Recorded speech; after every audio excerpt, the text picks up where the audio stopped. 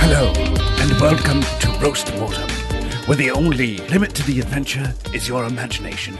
I am Lieutenant Colonel Tomato Dentingtonshire, Esquire.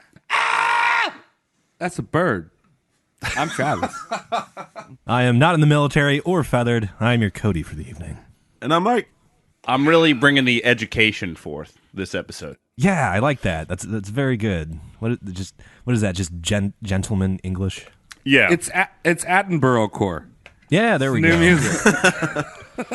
You know that the dead Attenborough was definitely friends with Jeffrey Epstein. He had too kind of a face when he was in Jurassic Park. Yeah. Oh. Well, and he also, how do you think that fly, or whatever the fuck it was in the amber, how do you think he got caught in the amber? He just made the amber. Attenborough juice. Attenborough juice. All right, what's going on, everyone? Nothing good. How are you? Yeah, well, how's your weeks, Tom? It was good. We're recording this Halloween week, so post-Halloween party. I was very sexy this week as a handsome devil. Is that why you're Nice. drinking a V8? Yeah, dude. It's got like salt in it, and it's also soup, but cold. It's gazpacho. I like that shit. Yeah, gazpacho. It's gazpacho for the everyman. So yeah, I had a good time Halloweening. It was a long weekend. I saw your balls in the picture. You were They were Travis. very exposed. That's behind a paywall. with Commando. Yeah, I mean, it was a morph suit. So, look, I know. It's a lot for people to take in. But Yeah. we live in the day where people buy their Halloween costumes. They don't have any imagination. Oh, I'm Iron Man. Oh, I'm Batman. Oh, That's I'm an all fine. inflatable T-Rex. But maybe let's have a little more fun. Maybe let's tell each other a story with our bodies. Tom, you told the story. It was a lot of lumps. Yeah, Tale of Two Cities. It was a good weekend. Nice. Tom, Mike, how's your lumps? It's good. I went to Six Flags this week. It was pretty fun. Oh yeah, I saw that in Yeah, your feed. I went at night. It was pretty fucking scary. Did you get spooked? Yeah, what's going on? Yeah, they had like all these like characters walking around just scaring people randomly and shit. Like, Do they work for the park? Oh yeah, they're like walking around with like okay. chainsaws and shit, like running. Or around is it and like- Nice. Did you let out a little spooky dookie? yeah, screaming You a squee? little bit. Yeah. Sharded my pants. I like So you like used to like saw the Bugs Bunny and Nah, I didn't the see 'em. Adam Martian and Elmer Fudd. Why are you seeing Why are you those talking guys? like that? Yeah, what's going That's on? how they do at Six Flags. The guy, the guy who danced. in I just the had music someone come up to me to and the scream Banger at Boys. me. That's all that happened. That's a guy yelling Wait. at you. He's like, I'm like, oh shit, dude, fuck. Just like, oh shit, didn't you? Weren't you on a Pizza Hut commercial? Fuck, this acting gig must suck. Oh man. It was fun. Crotus? though. Coded. recommend it. I was the lame guy that handed out candy, but like I'm an old fucking curmudgeon man, and like there's like you gotta wear a fucking costume. Like there's this one kid that just showed up just in fucking jorts and like Converse. I was like, trick or treat. He's a Hawaiian kid just- for Halloween. No, you Can't do that in Hawaii. He was a fucking howly guy. I threw his candy over his head into the bushes, and I was like, yeah, go get it. That's why you gotta have onions as well as candy. Oh, like candied onions. You just No, just put onions in his bag. I want to ladle like soup into like someone's like bag. The traditional Halloween treat of Hawaii is kind of like a Nerds rope, but it's made at home. It's a pre-rolled spam brick in Nerds, right? Yeah, With and ants in it. Yeah. It falls out the exact same way it goes into your body. I tell you, No, these Shep's these close trick or treaters are rough, man. There was a kid who came up when I was here, and he was probably about 18, and he had no costume on, and he looked like he could have beat me up real easily. I told him, "Yeah, take a few," and he took the bucket, and I couldn't stop him. Oh, that's a pet peeve of mine. I feel like kids are just weak nowadays. There's Yeah, no dude. more egging. There's no more TPing. There's no. none of I that refuse shit. to hand out candy before it's dark out. You got to take a lap and come back when the sun's down. Well, the kids are weak because the adults are weak. If you throw an egg at someone's house, a 45-year-old's house who works at a desk job, you're probably going to bruise them. And then they will sue the parents of that child. It's not Yeah, the right? kids that are weak. It's the adults. Yeah, it's true. used People to, need to TP more. I used to just break people's pumpkins on their lawns and shit when I was a kid. That's a little Rock mean, on. I feel, though. That was fun. It's not like they're gonna keep them. Yeah, you're doing them a We like take them favor. and just throw them in the street. Like we throw them up in the air and they would explode, or hit them with a baseball bat. Smoke weed on top of it. That was like last year. No, I'm just kidding. Okay. Travis, what about your Portland Halloween experience? Tell us. Dude, I was a lame boy. I didn't even do anything for Halloween. I put together IKEA furniture. Nice. That's not even scary. Well, no, it was scary because I sweat all over the furniture I was building.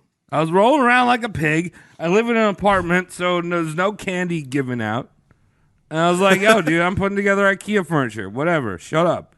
I love Halloween, but this Halloween is IKEA. Brought to you by IKEA. Let me ask you this, Travis. If you did get a trick-or-treat in your apartment, what would you scramble to give them? I have some dried beans. I'd probably give him some dried beans. You wouldn't want to hand out maybe a foot or two of that pornography film? maybe staple that to their costume. Yeah, just cut the reel up. That reel could go a long way. Yeah, for sure. I'd be like, hey, you got an 8mm projector? Don't tell your parents about this. Hold it up to the light. Here's about 36 frames of raw, hairy action. Thanks, mister. Oh, yeah. All right. Well, so that's Halloween. I don't know. We have a lot of listeners who probably did a lot of fun stuff for Halloween. So if anyone wants to reach out and tell us what they did so we can make fun of it, go for it. Yeah. Yeah. We'll do that. We'll get in there. So let's get on with the episode. All right. I like this. Who's on my dick tonight? On Travis's dick, a.k.a. our mortician slab tonight, we have a man that goes by the name of Sir Basil Zaharoff. That man is not on my dick. He's not on my dick. What are you talking about? Sir Basil Zaharoff. And I want you guys to think of this gentleman as the Billy Mays of World War I war machines. You see this chlorine? It's going to do wonders on your eyes. It's going to do wonders in your... The mustard's going to go into your lungs. You're going to turn into a mustard man. Well, clean the mustard out with fucking OxyClean. Oh, God. Oh, yeah. There was a lot of that. I guess you're probably going to talk about this during this, but World War I... We're calling it the Great War just to be in the mood. The Great War. The Great War, the violence that happened there. Oh, like no one knew what they were doing. There was no rules. We're gonna do like a little thought exercise. I'm gonna be Mrs. Frizzle. I'm gonna kick all you fuckers into the magic school bus, and I'm just gonna put it in drive. Make me small, redhead lady. I'm sitting in the back. Yeah, smoking the doobie. Excuse me, Mike's getting a beach in the back of the bus. Pay attention to teacher now. She's speaking through her cleavage. And a lizard. Oh, yeah, she had a lizard. She had a fucking lizard, yeah. It was a panther chameleon. I didn't know that. Nice. Yeah, well, So- no, it wasn't. I'm totally fucking lying. That was not okay. a panther chameleon. I don't even know if panther chameleon is a real thing. They exist. I'm totally cutting this out. It was a commando lizard. Its teeth are commando poison. It was a kumquat. Its teeth are poison, so if you kill it and swallow its teeth, you will die, Travis. Yes. Okay. Sir Basil Zaharoff. He was described as the Merchant of Death, the mystery man of Europe, and to his inner circles he went by the name ZZ. And that's what we're going to call him tonight. ZZ. ZZ. He would type it with just two Z's because British folk just call, instead of Z, they call it Z's. Wait, he was ZZ top? Yep. He was ZZ bottom. Oh my god. Well, I guess we're gonna have to imagine him like Billy Gibbons or whatever. Gibbons's long beard. Think of that. Yeah. It's a zebra. Zebra. All right. In the adventures of Tintin, he's parodied as the weapons dealer Basil Bazarov. Oh shit! You doing Tintin? No. Oh, we're doing someone that inspired a character, a bad guy in Tintin. I love He was Tintin. also No one he cares. was also the inspiration of supervillain Ernst Blofeld of the 007 universe. And he's partially inspired Mr. Thatcher, the antagonist of Citizen Kane. It's mostly inspired by Hearst, but there's also Basil Zaharoff in there. Nice. Zaharoff would have the contemporary fanboy in Anton LaVey, a.k.a. the Church of Satan founder, and Basil Zaharoff even has a dedication in the Satanic Bible. So Oh, cool. he's that type of gentleman. Anton LaVey is a giant fucking pussy, and I can't wait to talk about him. That's going to be a big one. Yeah, it'll be fun. I think he has some of the most punctual facial hair. It's Punctual? always there. It's always there. It's always ready for Satan. It's never behind his face. Author Osbert Sitwell describes him as such. The beaky face, the hooded eye, the wrinkled neck, the impression of physical power and the capacity to wait. And once I heard him introduce himself to a millionaire friend with the startling phrase, "I am Sir Basil Zaharoff. I have 16 millions." 16 millions? 16 millions. So he went to a millionaire. He's like, "I have 16 millions." Oh, I love it. That's like the mousetrap when the guy's bidding on the house. 5 millions. Love that scene. Dude, did he have rats in his millions? No, he did not. Did he have Nathan Lane swimming around in his money? He did not have the luxury of Nathan Lane steeping his testicles in money. How'd he get this money? We're gonna take that trip right now, Mike. Born as Basileos Zacharias, Greek name, October 6th, 1849, in Mugla, Turkey. I don't know if I'm pronouncing Mugla right, but I don't see how I can get that wrong. It's Turkey. No one cares for it. Yeah, it's Turkey. He was the son of an essential oil salesman. His family Russified their last name to Zaharov when they transplanted to Russia. They were laying low from some anti-Greek sentiments going around at the time. Dude, we're Russian. Don't worry about it. Leave us alone. Yeah. Leave us alone, please. We're Yeah, Russian now. The Turkish and Greek people, they really don't like each other at all. It's a lot But of they're fun. so similar. I don't want to sound racist, but it's just like, dude, you're like weird cousins. Dude, Stop give fighting. me a kebab. Give me a gyro. No difference. Please, yeah. They're the same thing. You're absolutely right. That's not racism. That's just calling it for what it is, dude. It's like when Jersey and Long Islanders fight. Yeah, exactly. Like, who's got the better bagels? It's like it all comes from the same Oh. place. It's all in the water. But you know, my buddy's Greek supermarket, they had a bunch of Greeks that would go shop there, and they hired a Turkish butcher, and all those Greeks that shopped there stopped going. And this was Holy this was in the fuck. mid 2000s. Wow. Was it Yeah. was it Salt right. Bay? Did he go back to Turkey and drop that salt on it? No, it wasn't. Let's just call him Salt Bay. Yeah, fine. And like I said earlier, he's known to his inner circle as ZZ. So his family, his close colleagues, his friends would just call him ZZ. The family early on moved to that good old place, Constantinople. Istanbul? And there, Istanbul, yes. Okay. And he started there. He started childhood work as a tour guide, just taking people around. Like, oh, here's this place. Here's this place. He would also learn he would make more money if he took the tourists down like the quote unquote red light district of Istanbul. He would see a spike in his paycheck when he did that. So he was like, maybe I should do that more. Yeah, instead of going to the Hagia Sophia, let's go to the Tugga Sophia. It's got a dung. And he's 7 right now, and for whatever reason, this is a 7-year-old. He's either cautious or paranoid, however you want to look at it. He's always got a loaded revolver in his waist belt. Wow. He's just like, I'm 7, I need this for packed reasons heat. and stuff. Do they have the Second Amendment in Turkey? It's I'm not gonna say important. Yes. They don't even need it at this point. It's called the Right. Doner Kebab Amendment. Is that a Doner Kebab or is that a revolver? I'm just happy to see you, Travis. After his childhood days of working as a tour guide, he moved on to a higher calling. He started working for the Istanbul Firefighting Brigade as an arsonist. What? Start fires? Yes, Mike. You might be thinking, what the fuck is going on here? But Istanbul firefighters were, quote unquote, paid by the gig. And they also doubled as the salvage crew that earned a % commission of stuff they pulled out of the fire for the fire victims. Oh, so that's a kind of cool like job. New York back in the day. Yes, listen to the Boss Tweet episode. Yeah. And also, if you start salvaging before the fire starts, It's gonna Bigger look cut. weird.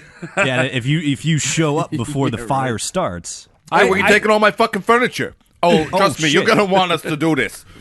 I met a firefighter one time, and he said that he went to a a call at a brothel, and there was all these drugs and a lot of money out on the table. But as a firefighter, you can't report, you can't snitch to the police, but you can take. So he was like, "This is an illegal operation." He just took a bunch of drugs and a bunch of monies. It burned up. Yeah, burned Travis, up. I hate to say this. I feel like that fireman was made up. No, it wasn't. He wasn't made up. The first thing I have, every house fire I've ever been in, and I had lots of drugs and cold hard cash on the table. That's the first thing I get. And then I get my loved ones. No, this is a fucked up brothel, dude. There's no loved ones. They're just mistakes. Well, what I'm saying... All right, well, could be true. Maybe it's a roast mortem, a possible fact, is what I'm saying. I believe you, Travis.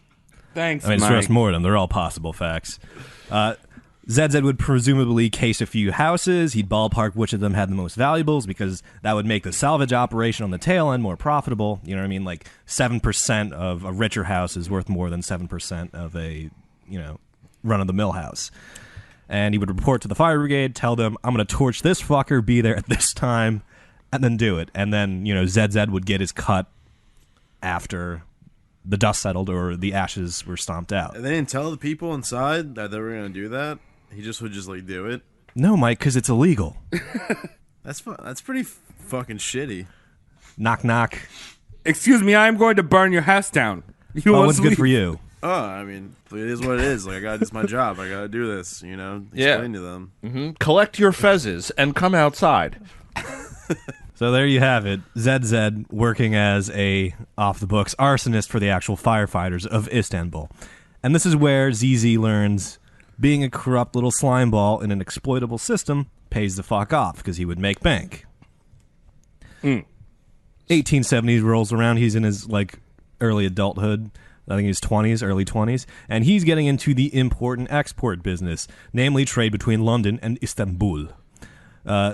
Funny thing, his bookkeeping at one point was a little off. The quantities were a little dodgy. Some rules were bypassed that maybe should not have. ZZ probably skimming off the top as your usual greaseball does. London demanded ZZ make an appearance in person, get all the way fucking here to London, and you answer for these discrepancies that look really bad. ZZ's Istanbul superiors are just we'll deal with this internally. We got this, London. As you do. We'll punish this guy. That sounds like a porn I watched. We'll deal with this internally. We'll punish this guy. ZZ's punishment was a £100 fine, and he was made to promise to keep within Istanbul jurisdiction. Immediately after paying the £100, he fled and turned tail to Athens. So, think about going from Jersey to Long Island. Okay. I've done it. What's your favorite place in Jersey? Long Island. Six Flags. Six Flags. You're right, Mike. There you go. I like Seaside Heights, the shore. That's kind of like That's a good place, too. Athens, right? Oh, medieval They have dudes times. built like gods over there, Medieval times. Medieval times. That's it. That's the one. Can't be beat. That's a good place, too. Yeah, we gotta go there. Get a good turkey leg. We get all the Mutton. shit. I like mutton, yeah. During his time in Athens, ZZ meets a man called Scalutus. Oh, And Losing I want you to think of Scalutus as the generic Greek bigwig. He's a writer, he's a banker, he's a diplomat. He even goes on to become prime minister one day. Wow. he's He's the scalooting guy- around? He's scalooting. Scalutus. Scalooting Yeah, left. he's made- scalooting right. around. He like olives is made of 70% olive oil. Just like all Greeks. Yes. Yeah. How do you think they get so hairy? It's all the olive oil they spread on their chest. So you mean they could avoid that if they just did less things? Yeah, I'm just saying that the olive oil is very good. It's exfoliating and it helps the roots of your hair. Follicles get pores. strong. Follicles. Yeah. I do have a bit of jealousy with the amount of hair I've seen on some Greek men. I'd love to have a bit more on my body. 'cause, I wanna- have- Too much to take care of. I want to have like a Joey. black Jacobean ruff coming out of my t-shirts. I would love to see you look like you have a donut on your head, and I'm talking about the spare tire. Just like kind of. Travis, what happened? Nothing. I'm just not wearing a collared shirt today. Have you been maimed? No. Different shirt. Laundry day. Why are you so sweaty? Oops, I forgot. You are always very sweaty. Oh, I just happened to roll around in olive oil. It got in my anus. Scaludus is the guy that knows everyone worth knowing. And importantly, right now, Scaludus knows ZZ, and Scaludus also knows a Swedish gun manufacturer who's about to retire from his post. And to fill this vacancy, he refers his boy ZZ for the job. So this Swedish gun manufacturer is called Torsten Nordenfelt. Oh, Torsten Nordenfelt. Torsten Nordenfelt, and their guns required an Allen key to assemble. Oh, cool. That's it. So, I mean, the Big fan guy, Allen keys. he's been setting fires and bringing fucking old, horny tourists to the red light district since he was 7. He could definitely figure out how to use an Allen key. Well, Yeah. it's funny. Like, am I an arms dealer? I just put together the Swedish desk Alex over here with Swedes an Allen do, key man. from IKEA. One day you will be successful, and you will be known for selling shoddy guns. They worked. Nordenfeld guns worked, but this is how your boy ZZ gets his shitty foot in the arms dealing game. It wasn't like he had experience. It's not like he went to school. It's literally he knew the right guy and got like a big wig friend referral to get him in the door. So it was just pretty much jizzed into his smelly lap, just without any background in it. Today, like every job that's worth over $500,000 a year is acquired the same way. Guy knows Dad someone. or friend. Dad or Yeah, dad's man. friend. Mm-hmm. And he gets hired in 1887. 1877, excuse me. Dyslexia kicked in. I remember that year. That was a good year. My friend Long time ago. Jebediah got lost for 17 days. Came out with 2 babies. And no woman. Unexplainable. So before we get into his arms dealing fuckery, I just want you to know it's not his only fuckery. There's some baby fuckeries afoot.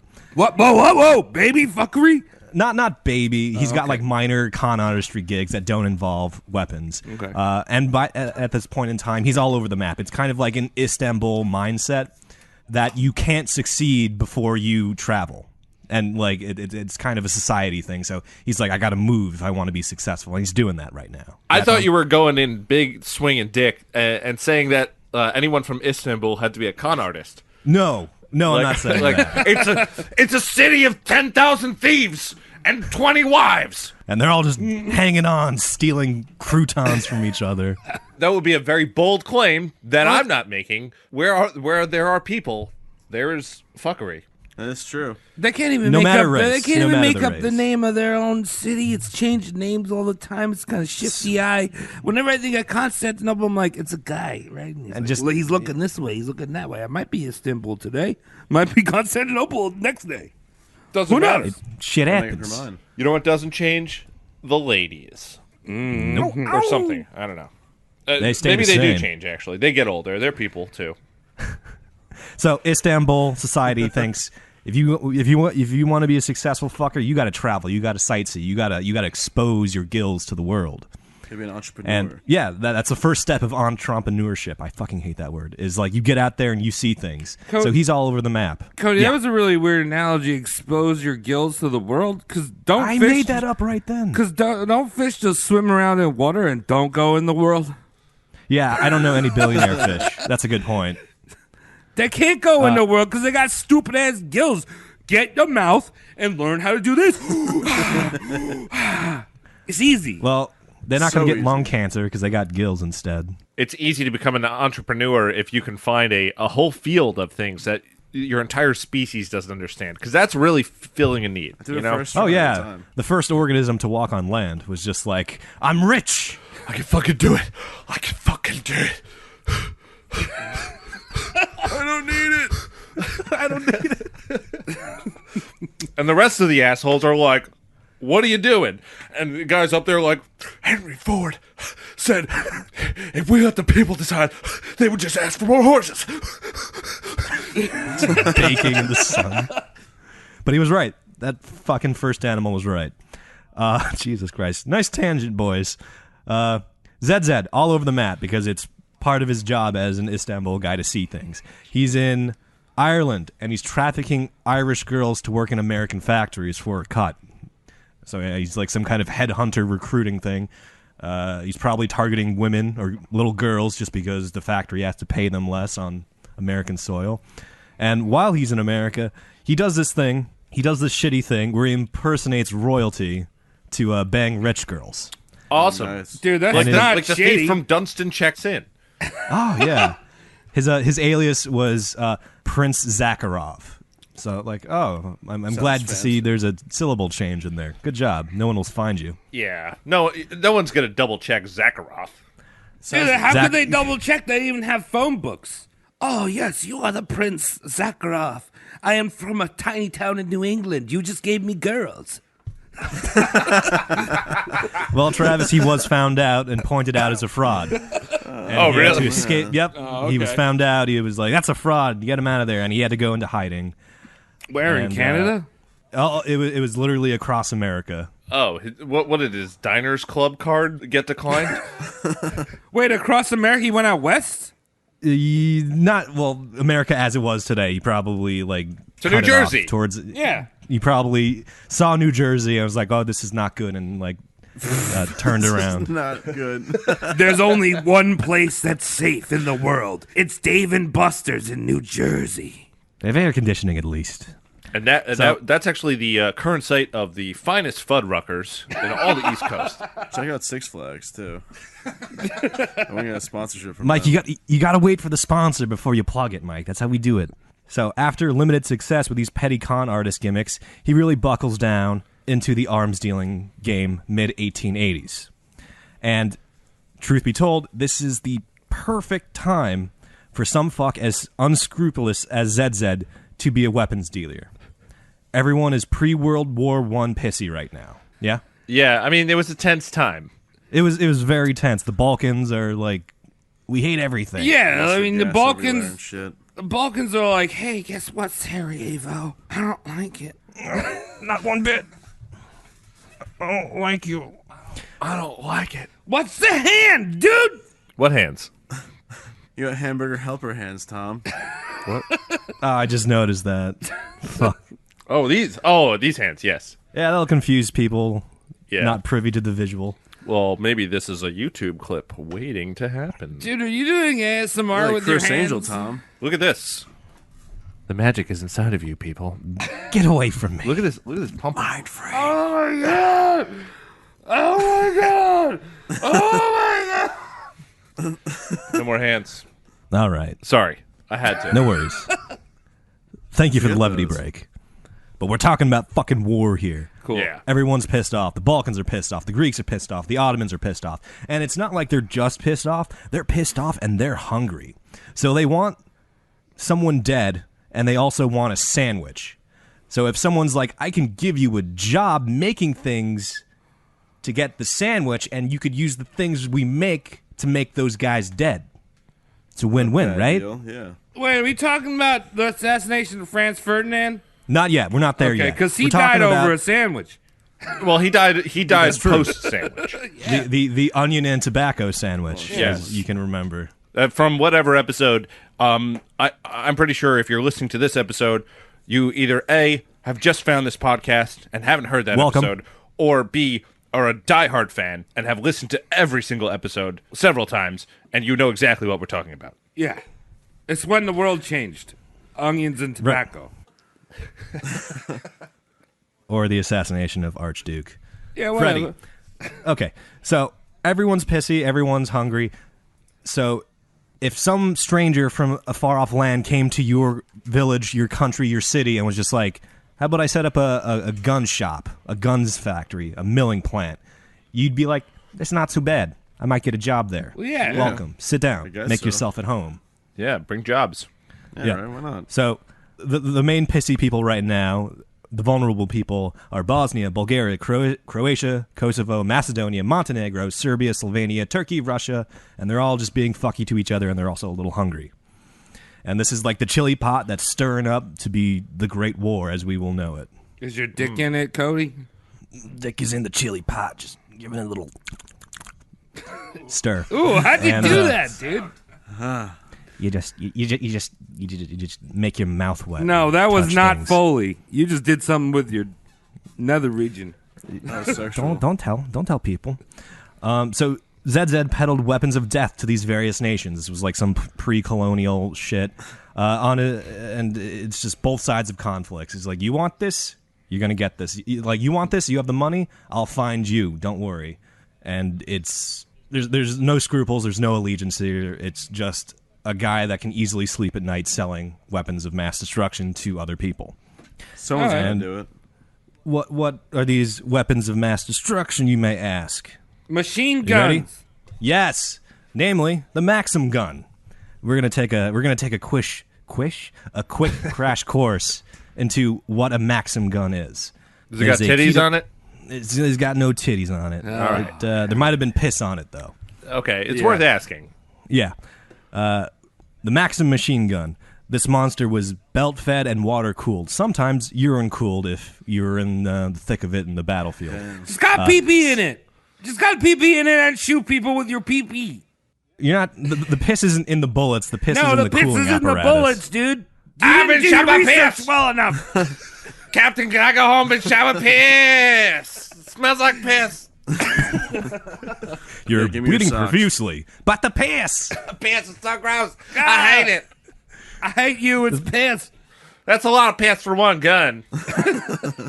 There must be 4 guys firing that one. The monster fired 600 rounds per minute. That's 10 pews a second.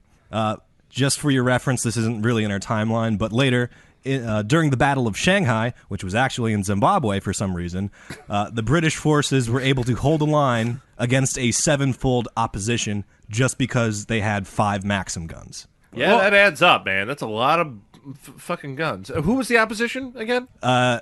Now Zimbabwe, back in the day, Rhodesia. Right, so they had rocks.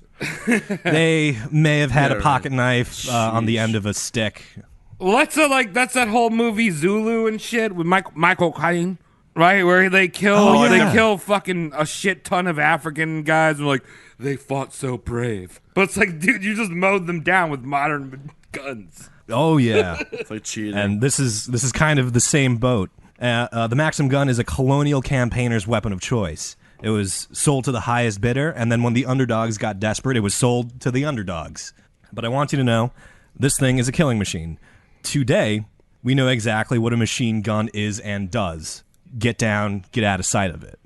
But I want everyone here right now to take a moment and put yourself back in the period just after it's been invented, but before common knowledge of a machine gun is available. So you don't know what this thing is. Is that an And we're gonna umbrella? Well, also battle tactics too. I mean, This changes a lot. Yeah, after the Revolutionary War and also the Civil War in 1860, there was way more guerrilla warfare going on. But at the same time, common armies in Europe would line up and still fucking fire at each other. Wearing the brightest clothing they can get on. You know, like I think America maybe like got in first. Like, oh shit, like if you're fighting in a swamp, dude, they're gonna be in the trees, bruh. Well, yeah, I mean, right. well, There you go. That happened in America with the Civil War. Yeah, really, for because sure. that's when like the guns were more perfected and they were still figuring out how to not do that kind of shit. Well, so there was a even- lot of deaths during the Civil War. So over in Europe, they were still fighting different. Well, even in the Revolution, like the Continental Army, like fought gross, and and the English were still fighting in lines, and we fought in lines sometimes, but a lot of the times we were just fighting, working, coming out of the fucking No. the sewer. When you're I outnumbered, know, I yeah. understand that. What I'm saying is that by the time the Revolutionary War had come around, everyone wanted to have their prim and proper armies. Yeah, for sure. Yeah. So they went back to line formation as opposed to dirty guerrilla war fighting. Yeah. And they didn't really understand. The guns had gotten a lot better by this point, especially on the Union end.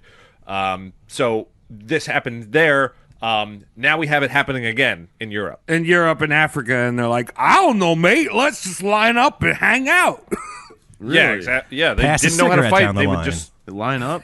they line up like old school style. Imagine the fuck? how dumb do you have to be today to even be standing? when that happens. But they Yeah. would stand in a line like a bunch of fucking even bowling at that pins. situation at all. That's what Why the, even- why that's even what the be there? generals wanted. The fuck? Imagine being that first guy in line. Like that is like you know you're gonna die, or at least get hurt somehow. Yeah. That's the worst spot. Dude, it's like when your board hits you in the ankle, bro. You're like, Yeah. Why's my ankle there? Bite. Terminally nutted. Mahalo. Hey, no nut November. Broke it. So, all right, let's do one of these thought experiments. Imagine, if you will, no ladies and gentlemen of this podcast. There's ladies listening at home. You're a lieutenant about to order your platoon to muster a charge against the enemy position. You assume the shiny metal tube behind enemy lines is a cannon.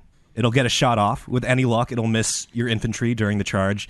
And that's only if it's currently loaded, primed, and zeroed in. And it's got a fuse and someone's ready to light it or whatever. Or maybe it's like one of those pull triggers.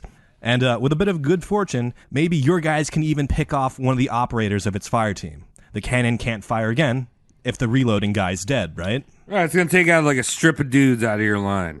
Maybe a chunk. Yeah. Maybe like 4 guys out of like a 20-man charge. So you give the order. You give the charge order. Your infantry begins to storm the enemy battlement, but the cannon doesn't go bang. It makes this new, ghastly, freaky sound, kind of like a tortured truck engine. It's a sustained mixed sound that's 1 part buzz and 1 part screech. After the muzzle flash and a cloud of smoke, there's no crater on the battlefield.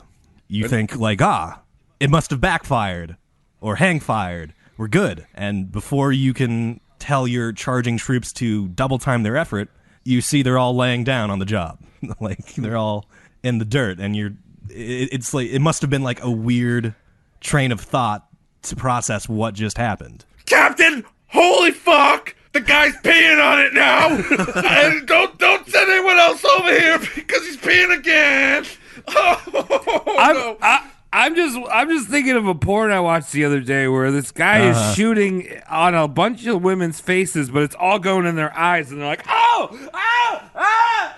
Zombies, It's right? one gun, but they're all down. Yeah, I think That's how it goes. death is slightly more terrible than pink eye. All right, well, Yeah. dude, Yeah, just that's recover from death. because my future children are swimming around in some woman's eye doesn't make it any less brutal, dude. That's a million souls. If they're in her gone. eye, they're definitely not your future Like children. a sneak Oh preview. yeah, million souls gone. I see your kids. Million half souls gone. You got handsome kids, Travis. I see your future kids in this lady's eyes. See it through the pink eye. She is wincing. I feel like a lime would go better with that. There you have it. Before machine gun was invented, there was always this mentality with like military commanders, like, they can't get us all. Charge. Yeah, But right. nope, no. Like, you can't Naruto run the enemy embankment. Like, they have something that stops you from doing that now.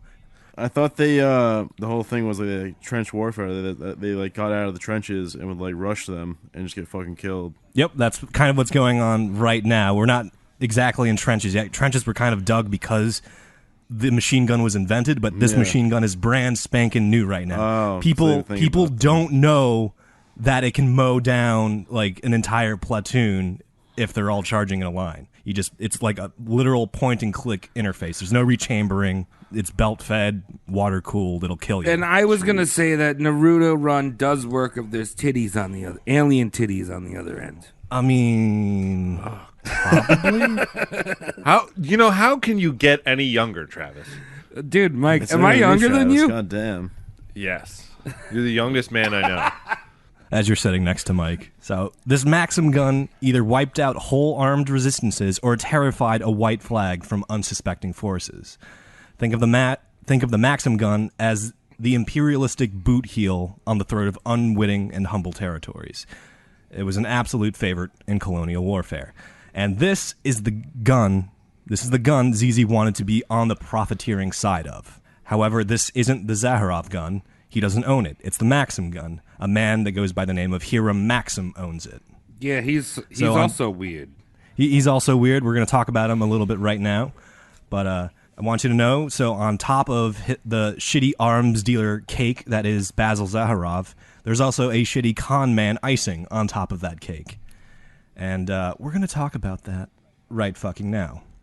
To ZZ, Hiram Maxim is the filthy, dirty, scumball, fucking big testicled competitor that's in his way. He's Dyson. He makes the blow dryer, but guess what? You can see through it. Whoa, look at this. Vacuums as well? Yeah, I had a Game Boy that had see-through shit. So your boy Hiram Maxim is shopping around his invention, the namesake, the Gatling, not the Gatling gun, the Maxim gun. And he's shopping it around to the military elite and prospective financiers of Europe. He's specifically shopping it around to Italy and Austria. You know how many noodles you can put in this thing? Hey, Bunch. Guess what? You can pee in it. You can pee in it. you put like 2 tomatoes in this thing. So he starts every single fucking meeting. Every pitch is just like, guess what? You can pee in it. What is it? Come on, you gotta tell me. I'm excited. Gonna squash the tomatoes. And Austria's like, yeah, you can be in it. Yeah. The shadiest fuck ZZ wants his competition to fail horribly.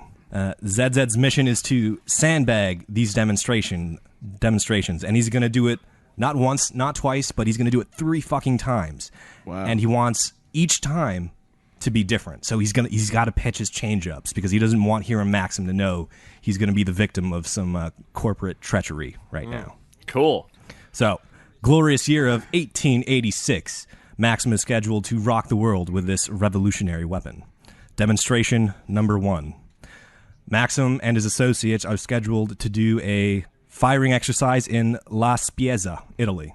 And it was going to be in front of all these hoity-toity rich people. They're eating caviar. They're drinking champagne. Whoa. Slow it down, That's Cody. French. Slow it down. They're not eating caviar and champagne.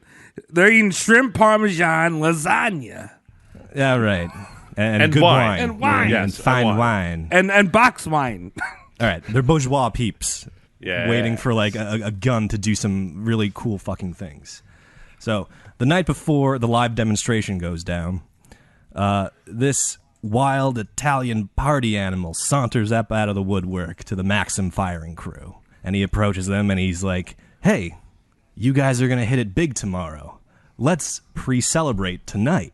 Ooh. So this Italian party animal takes the Maxim crew whoring and boozing Oh, fun. all night into the wee hours of the fucking morning. They deserve it. They deserve right. it. They're going to hit it big. They're going to be rich. The demonstration's going to go off without a hit. Yeah. Surprise. Well-rested. All the Maxim crew guys are hungover, and they just straight miss the fucking demonstration. Dude, this is some corporate fucking espionage. This is part 1 of corporate espionage. So This is the shit I would fall for. If someone's like, yo, Oh, dude, yeah. like, guess what, man? You work for this company? I'm going to take you out and go get drinks. I'd be like, fuck Drinks, yeah, whores. unlimited drinks. I didn't say anything about and whores. they're free. He was buying. This Italian party animal's buying. Yeah, probably not the best idea before a demonstration. Don't worry, I'd fall for it, No, Mike. it's a really good idea. That's a great idea. Yeah. All the time. Do it. Do it always. Never not do it. So, first demonstration comes and goes because the Maxim crew is too hungover and too sexually spent the next day to show up. Demo 2, setting, Vienna. And this demonstration is a little bit more tricky because the Maxim boys had to modify the gun to fire the standardized Austrian round. Okay. It's like a different So Austria's diameter. like, yeah, different diameter, different length, all that. Different. The square peg didn't go in the round hole for this one, and Austria was like, make the square peg go into the round hole. And the demo guys are thinking like, that's a little tricky. We can do it though. So, demonstration time. The boys load up a belt and they fucking pull that trigger, and the gun screams and it fires. All their targets hit dead center of where their sights were zeroed. But something's astray. The gun starts to hiccup, fire arrhythmically, and eventually it chokes and it jams all together. And the Maxim crew are just like, Oh, as your technical advisor, I understand you have to pee-pee on it to make it fire very straight. But the Viennese people, they love the poopy on it. no poopy. You No want to poopy run in- nice, you got to poop inside to make them feel good about it. Gonna lube the gears with it. Dude, you make That like was- a clay cast around the gun out of poop. and it intimidates the enemy. It looks cool. It works great. It's water cooled, and if you run out of fucking water, you just get one of your dudes to pee in it. Oh, this is beautiful. Can we poop on it? Yeah, you can poop on it. The Maxim crew disassembles their gun, and sure enough, they are victims of irreparable mechanical sabotage. Someone went in there and fucking filed the gears, drilled shit in the wrong way. So ZZ? Not gonna work. It's definitely one of ZZ's boys. Oh, yes. Scumbag. And Save the poop for later. That's celebration. This looks super bad because it's a partial failure. The gun started to work, and then it stopped, so they can't just cancel it. It's everyone knows. All the important people that have the wallet knows this is a botched thing, and it looks bad. And it was tricky because it was a custom job. Remember, the Austrian modification. So Right. they just thought they botched the modification. There was some conversion that they fucked up, and it didn't work. It looks bad on them. So that's strike 2. And then we have demo number 3, 1888. It's Vienna again, so they still have to do the Austrian modification. And the Maxim boys nail it. They Okay. load it up, load the belt into the gun's sight, and it just works. Sustained, perfect, smooth bursts, all hit their target. How could ZZ foul this one up now? He comes in and he's like, "Yo, what up, dog? Yeah, I have some liver for you boys. I know you love the liver." And then everyone's like, "Jawohl, I will eat the liver." And then no one saw it. He just distracted the spectators?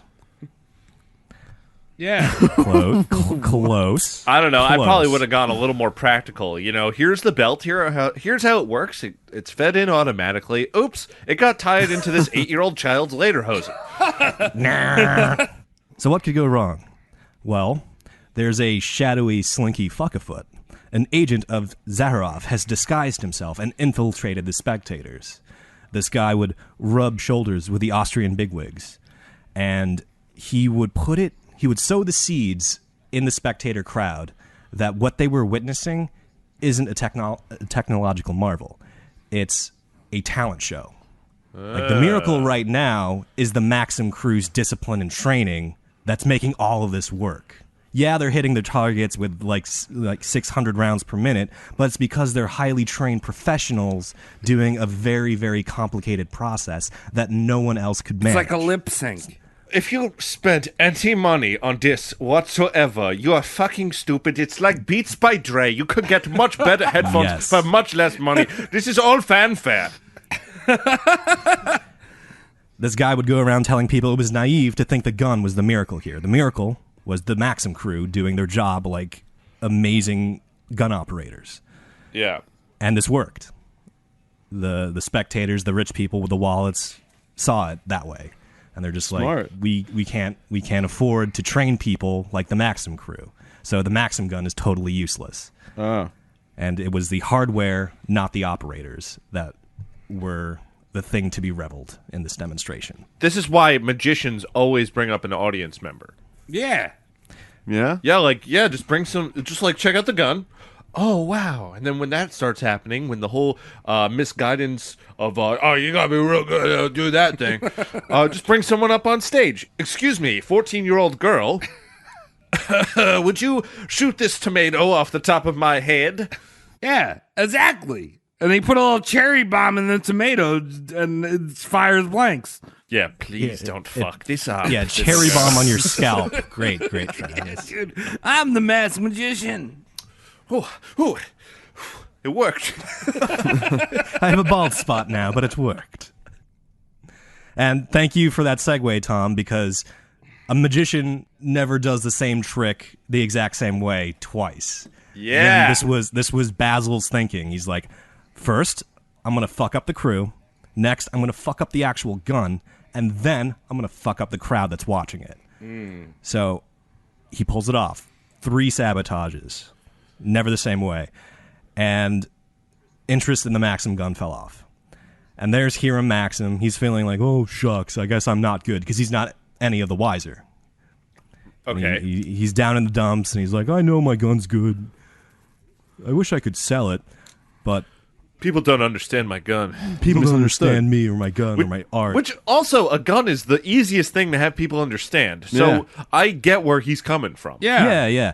Like, So he's- how do you not want one of these to Look at win it. every war? Yeah, look at this guy. I pointed and pulled something, and now he's falling over. Him and the whole school bus. Yeah. He's ahead of his time. Jesus Christ. So Hiram's down the dumps.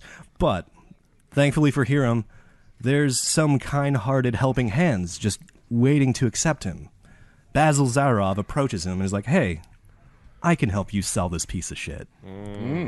Come, Maxim, touch my beard. Let me lick your eyebrows.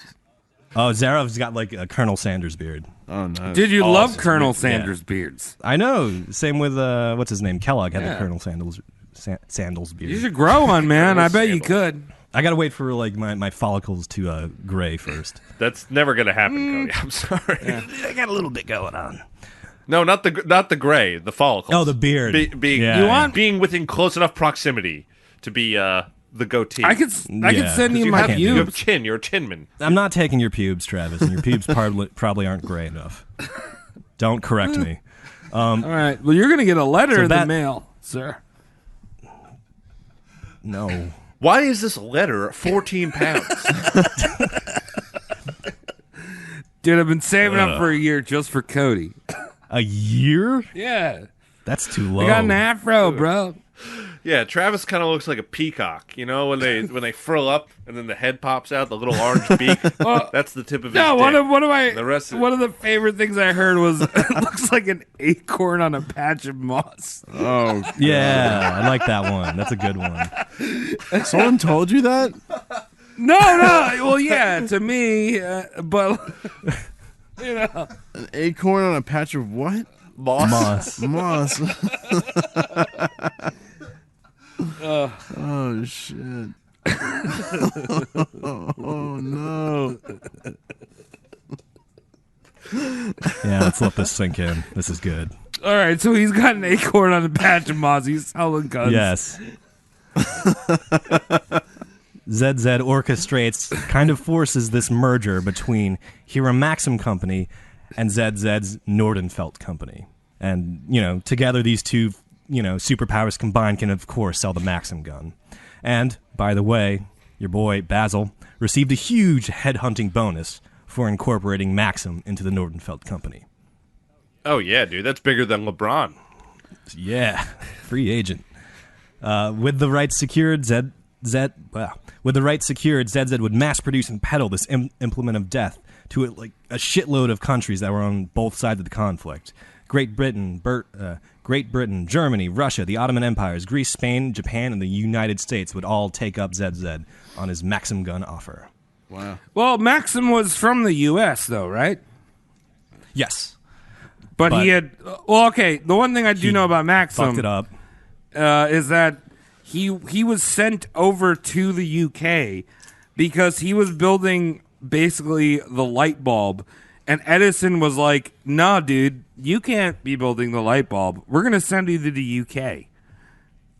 Fucked up. Oh, he worked for Edison? No. And Edison threw some fucking sand in He him? was a competitor for Edison, and Edison bought him out and was like, "Dude, go to the UK and There's got a lot of check buying out out this check out episode. what's happening with electricity in the UK." And in his Which was nothing. in his spare time, he invented the Maxim gun. But he's an American guy. Oh, in his spare time. I like that. He's like, I'm bored. Let's make Well- a killing machine.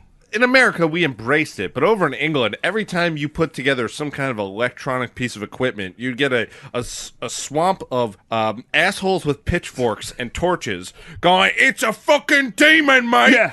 And then they would Witchcraft. stab the shit out of your new transformer you've been working all year on. does that run off of whale oil? I've been trying to give you idiots light. We don't want light. We don't want that shit. The candle's been working fine for a long time, and we're not going to change it because you walking around with here, lot. Right, looking all the way all there. What? I'm just trying to help you. Lower your skin out. Check his circuitry for third nipples, quick. So that's a little bit of Good answer. background on Maxim. Yeah, I didn't know that. Thank you. So he's just having a hard time with technology across the board. Now, The Maxim gun is one of the two key things that ZZ would peddle. It was a viable weapon. Everyone loved it. It worked. It was effective. We're going to talk about something that was not so effective that ZZ peddled. And this is unfolding at the same time as the Maxim guns shenanigans are going on. But ZZ would also peddle something called Nordenfeldt-class submersibles. I thought you were going to say Bayo Blade. That hasn't really gone anywhere. No, that one's stagnating just a little bit. Like a drug or something like that? What? Whatever you just said, Cody. The Nordenfeldt-class submersible? What does that sound like to you, Mike? It sounds like a pill you'd take. Okay. Like a rectal pill? A suppository? Sounds like It dives. Fancy pill. Well, It was pill-shaped. They had pills back then? No, right? What do you mean? Do they have pills? Do they have pills? Pills are easy. Like pills from doctors and stuff? What? Yeah. No, there were. I mean, they weren't like time release and shit, okay. but they would have like powder, and they would just like form it into a mold and be like, "There's your pill," like an Altoids. Take this with an every ale. pill looked like an Altoids Okay, back okay. then. Yeah. So we were talking about these Nordenfeldt-class submersibles. And I want you to know, these are hilarious pieces of shit. And why are we talking about this if it was never used in a war? It shows how dogged of a salesperson ZZ is. The year is 1887, and it's actually the world's first combat U-boat, never before seen. Okay. Submarine. Sub. And these things are a fucking laughingstock. It's the first draft. They're just bad on purpose. None of the bugs are worked out. Well, they had a submarine in the Civil War, but it was basically Yes. a barrel with like a breathing tube. Good. So this is not much better. It wouldn't really come up either, right? You would have Yeah. to like swim out of it, like one-time use. Like Yeah. that's it on air. One time. Yeah. Gotta let it flood and hope you're not more than like 30 feet down. Yeah. No, it wasn't like, we are submerging. It was like, Steve, get in that barrel. Swim down Hold there. these rocks. Here, have a few cigarettes for light purposes. Keep you going. So the U.S. Navy got their demonstration and they just laughed. They stamped this thing with a fucking F and avoided it like a plague-ridden Jehovah's Witness. They stated it had dangerous and eccentric movements that couldn't be helped. Most of the world powers snickered and passed up on ZZ's offer. But Zaharoff, like a level 70 used car salesman? I'll go with used Carl sales. Yeah, like a used Yeah. car salesman. Like, I could buy a used car. I never want a used Carl. No. I want to use Carl. How's he used, Travis? He's probably had way too many Buffalo Rollers. And he's just used up. He's got like those hard turds. He's got the hit or miss roller. The one that's been there for maybe 48 hours. Yeah, the one sitting out all day. Uh-huh. Look, it's a little off color too. But those ones are the best for certain types of Carls who can suck out all the insides while leaving its form and then using the tube to bump speed. Well, that's a spider Carl, and he lays his eggs inside of the tube while he's doing. When the he's done speed. with okay, that's bad. That was quite a tangent over really nothing. So your boy ZZ's got to sell this to lesser world powers, guys that still have the money but can't see a mechanical catastrophe when it's in front of them. So let's actually talk about these pieces of shit. Nordenfeldt-class submersibles. 56 metric tons, 100 feet long, 250 horsepower. Wow. They've got torpedo tubes, and this is, the world first part about it. There's been submersibles. This is the first combat submarine. Okay. This thing could clap a ship's ass above or below water. Clap! Now you clap them thighs. And now you're probably wondering, what's the downside? The downside was twin coal-fired steam-powered engines. Yo, you underwater? You burn that coal, dog? Hell What do you yeah. think happens to a 7-man crew when you put them in an airtight metal capsule with a couple of coal-burning, steam-powered engines? Mike, what do you think happens to them? They die. They come close to dying. Oh, they didn't die? No, well, they pass the fuck out. They're being cooked in pretty much an oven that's under the sea. So how do you survive passing out in a submarine under the sea? It's heat stroke. You come in and out of it. It's a phasing in and out. You're just like, are we there yet? Oh Oh my. So It's a sketchy this machine, fucking job. Fuck. yeah, and it's a 7-man crew. So you got to find 7 fuckers willing to lock themselves this in like works. this death trap. I hope you boys like stogies. Everyone likes stogies, right? We're men. You put that out, man. I can't really breathe down here. Oh, you mean the whole fucking submarine? I will put it right out for you right now. You Where's fucking the Ash water? outside the submarine. Yeah, you stupid nicotine patch bitch. I'm not turning this thing off. We're going to cruise all the way. Feeling kind of So- lightheaded. Much like a beaver-pelt Speedo, a Nordenfelt submarine would slowly cook the seamen inside to death. You're welcome. That's good. That's a You good can use word. that. Yes. You can use that one. So naturally, by being coal-fired, this moronic thing would give off a thick black column of smoke as it cruised along. And if you took into account the wind, you could see where this thing's been, you can see where this thing's headed, and you could just open fire on it. It's like a shark. Wait, but if it's underwater, is it just giving out like fart bubble clouds Up, of you're- smoke? When it would dive, the crewman would have to extinguish the boilers, and its underwater movement would have to resort on farting out pressurized air. Okay, so fart bubbles of coal. Yeah. Jesus Christ. So above water, it would put up the fucking chimney and just cruise along. When it's like dive time, it's like piss out the boilers. And they would just have to fart out air to like maneuver underneath the water. Oh, wow. That kind of sounds like one of those, like, those little pool darts? Like those Yeah. little plastic submarine Oh, things that yeah. you throw them and then, like, they always go in some weird direction. Imagine that, but there's 7 men inside who are dying. 7 men who are actively dying. It's They fun to have think wives and children. Oh, yeah. Fucking pool thing. I'm just doing this so I can make my mortgage payment.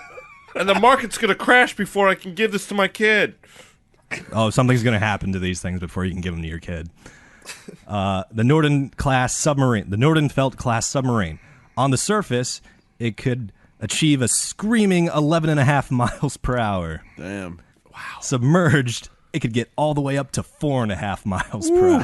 Whoa. That's like And- almost walking. Travis, just for reference, a Rascal scooter can hit 15 miles per hour. But That is the similar best to the reference. similar to these submarines, Rascal scooters are also considerably slower when underwater. You tried that out? These things are capable of diving to a maximum of 160 feet.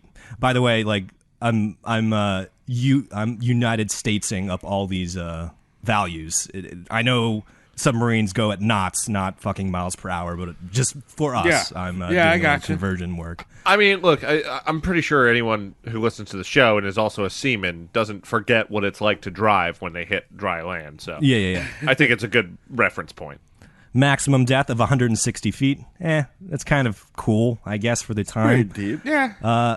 Maximum dive time, no more than 3 or 4 minutes. 3 or 4 minutes. 3 or What are you 4 doing minutes. that time? Would the pressure crush the thing?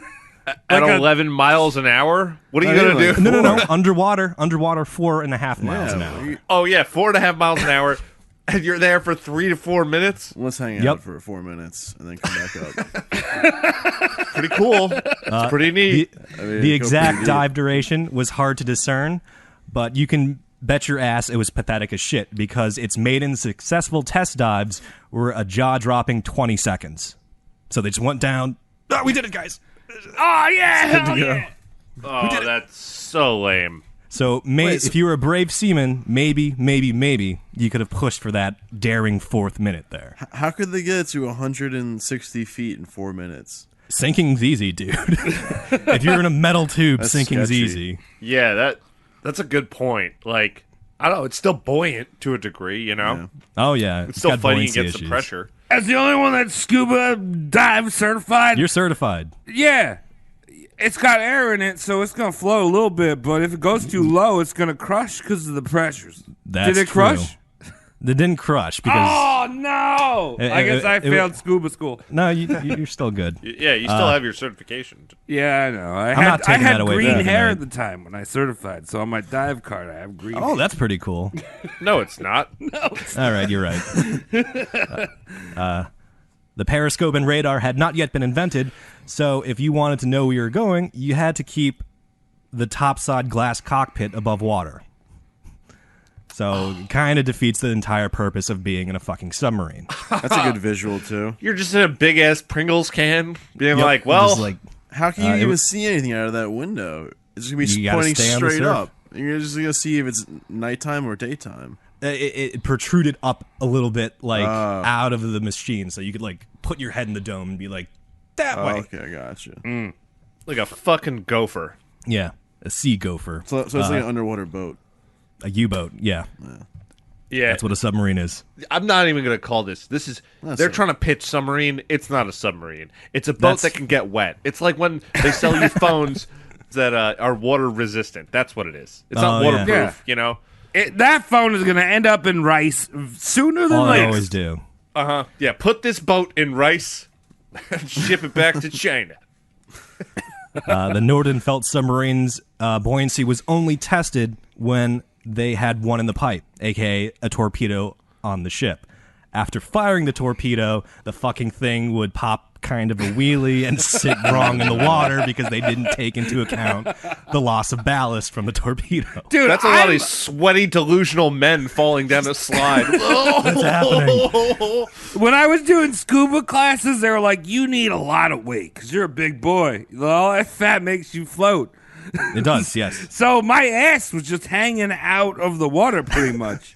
I couldn't really stay neutrally Yeah. buoyant. So when you shot your torpedo out of your ass, your if butt I just came up. Yeah, if I shit, maybe it would level myself out. Yeah. Shit your pants. Hold it in there Here we go. I'm fine now. for safety. That's called the Vienna swim, by the way. Ooh, I like that. Just so you know, when you're fucking lopsided in the water, your engine efficiency goes to shit. So, like, those top speeds took a dive even further. So, what was this fucking thing used for? What can you do with it? Nothing. Pretty much nothing. You could limp along on the surface at almost 12 miles per hour. You'd have a huge target on your back because of this fucking smoke, and you and 6 other sweaty fucks are inside, just passing in and out from fucking heat stroke. When you finally found a target you wanted to like stealthily take down, I did the math. You would have to get in range of 700 yards of it because you can only move at 4 miles an hour under, and you've only got like 5 maybe minutes of downtime there. So you got to be within 700 yards before you dive. Wow. And- This is very dumb. I could see you selling one of these to a prepper so they can bury it in their backyard. Yeah. They just never use it. Yeah, like live in there and put all their green beans and Goya products there and wait for the extra cans. the apocalypse. And, I got a real submarine in my backyard. You should come over sometime. If there's an explosion or something, you hear fire, maybe it's not really a forest fire. Maybe it's something else. Can I borrow $10? What if it never stops raining? Do you know how to use a compound bow? Bullets are going to do no good in the EMP. Christ. So, how did your boy ZZ sell 5 of these fucking abortions? He sold 5 of these shits? He sold 5 of these things. Some accounts say 6. Full 6-pack of these things. How do you think he did it? Australians. Greeks. Oh! So close. He filled them full of olive oil. This is Mamma Mia's olive oil. It's a great way to catch an octopus. There you You can hang out with with the octopus. torpedo. You could, in one day, you move 3-4 miles per hour, you catch 7 octopus. There's only 2 torpedoes. You could only get like 3 maybe. No, you just reach out blow it and up. you reach out at the coal chute and you grab the octopus. Yeah, the coal shooting out of it looks like a squid ink, you know? They painted mating giant ritual. eyeballs on the side. It's like, it's a squid. They go, look at the difference. And they go, oh, I've got a stole. It's the mating sign for the octopus. It'll bring them all to you. So, You have a bunch of octopuses dry humping the submarine. is it really dry humping if it's underwater, Mike? How do you invent democracy and then buy one of these things 3,000 years later? That is an excellent point. That baffles me. I guess when you get it all figured out and you get enough sun, you got plenty of greens and all the clams you could eat, you don't fight too hard. Yeah. Well, to the Greeks' defense, they only bought one of these from ZZ. Oh. So he shows up and he's like, "You're gonna want this," and the Greeks are like, "Yeah, we want that." We want that. And then he sold it. Transaction happened, and then they went to the proverbial cousins, angry cousins of the Greeks, the Ottomans, and ZZ was like, "Hey, these guys have got underwater boats. You might want to up your game to fucking meet these guys." And the Ottomans were like, "Put us down for fucking 2." And then that's how he sold. That's how he sold his third. And then he goes to fucking Russia, and he's like, "Hey, there's a whole fucking fleet, multinational fleet of just angry underwater U-boats. There's only 3.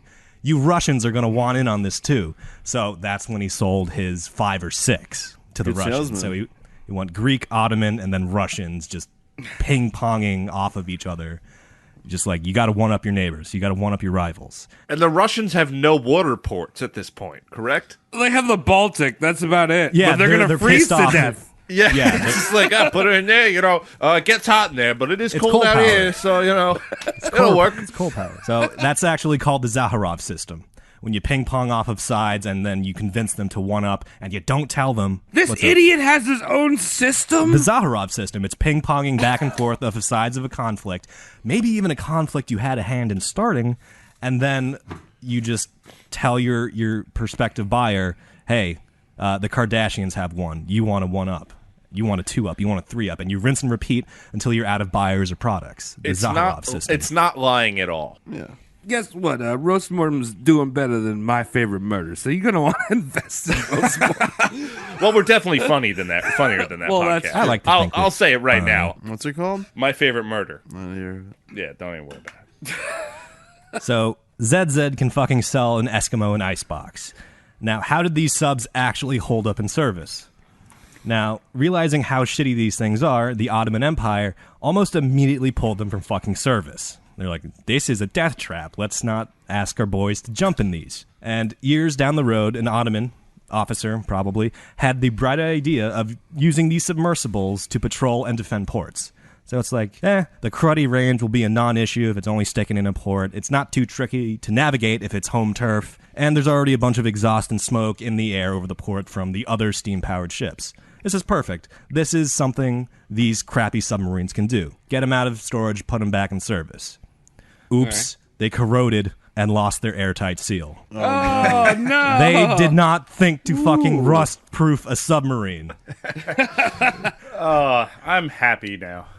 I just see like the fucking like underpaid, overworked like engineer on this. It's just like, wait, these have to go in the water?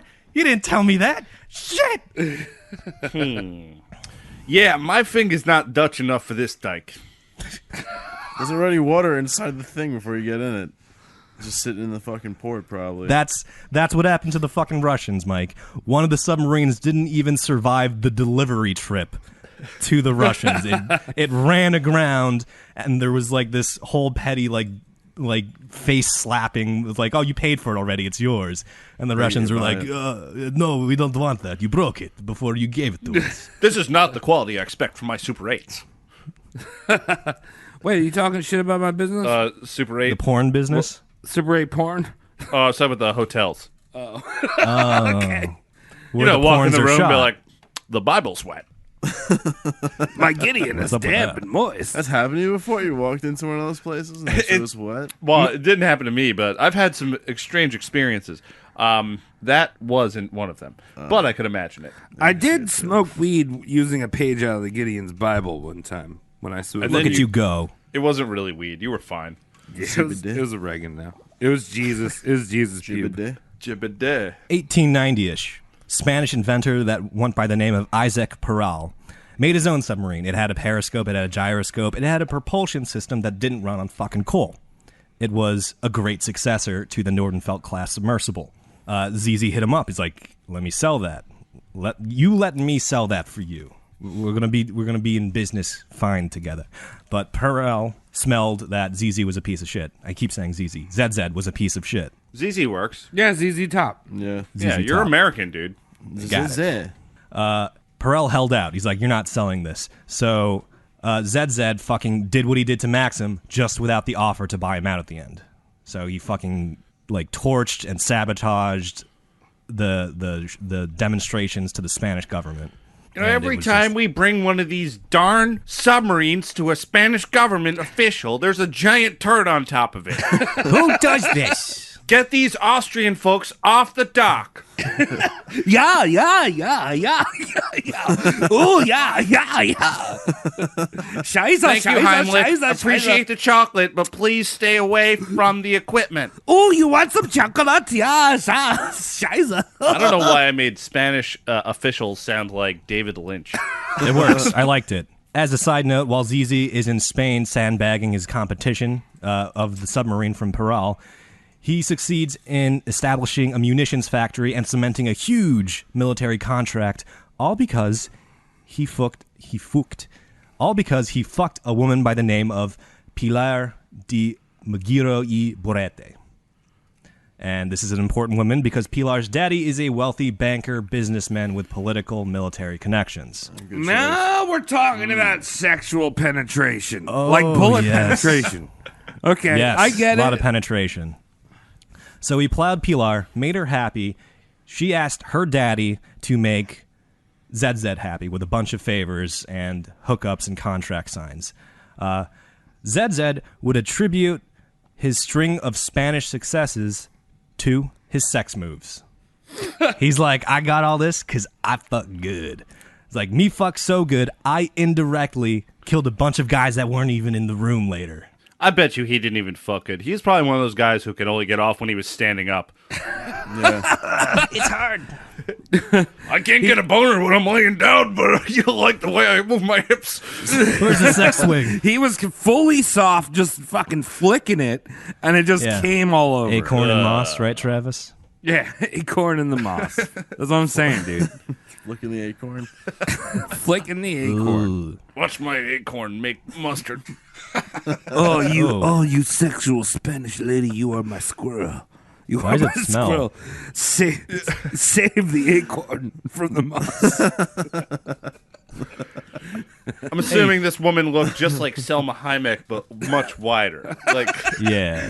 Like Selma yeah. Hayek meets like Ed Bighead. Dummy thick. like the day after the Oscars, taking a silly putty and putting it in the entertainment section and then And you just stretching need it out. it. Yeah. Yeah, I can do this. I'm your squirrel. 1898. ZZ's in bed with Spanish arm manufacturers because he's in bed with one of their daughters. And it's Basil Zaharoff. So, of course, palms are greased, sexual favors are done, and corners are cut.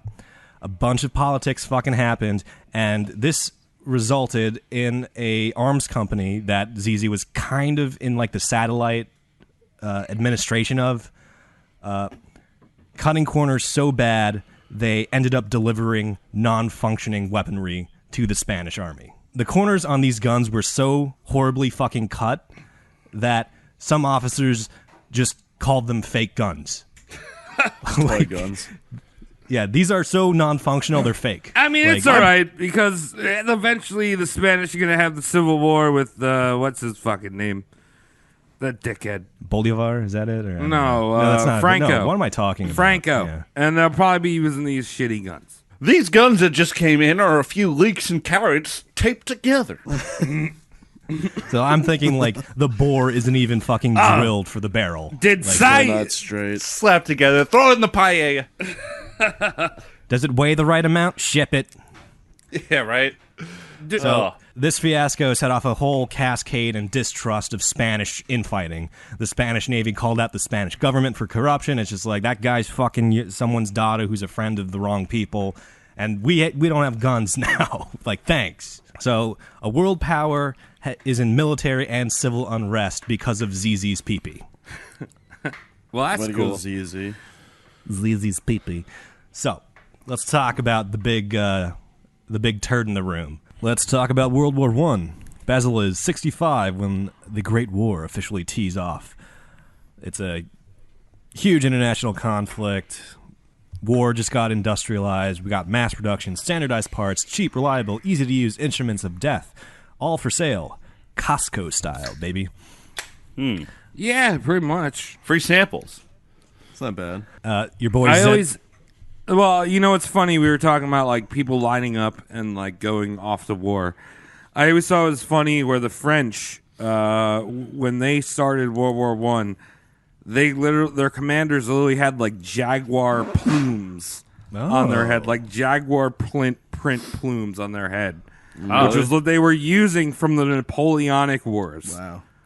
Awesome. Like they were just Great like walking tradition. into these fucking death pits with fucking Maxim guns and shit going off, and they're like, "Oh yeah, we're doing it like 1812." Hells. I think we should get one of those things. I forgot my gun. Signal the bicycle boy. Yeah. Your boy ZZ is a naturalized Frenchie at this point in history, and I guess the French are just easy handing out their citizenship. After a bunch of mergers and acquisitions, the Nordenfelt Company becomes Vickers Arms. Oh, he made the Vickers gun? Travis, the Maxim gun is the version 1 of the Vickers gun. Really? I didn't Yes. know that. Yes, I didn't it know is. they were one and the same. They're not. Think of.